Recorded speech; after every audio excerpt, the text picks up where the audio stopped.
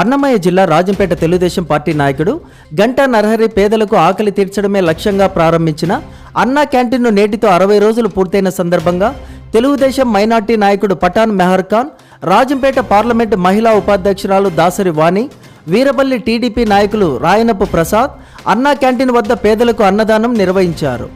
ఈ సందర్భంగా పఠాన్ మెహర్ ఖాన్ మాట్లాడుతూ రాజంపేట మున్సిపాలిటీలో పేదలకు ప్రతిరోజు ఉచిత రుచికరమైన భోజనాన్ని అందిస్తున్న గంటా నరహరికి ప్రజలందరి ఆశీస్సులు ఎల్లవేళలా ఉంటాయని తెలియజేశారు.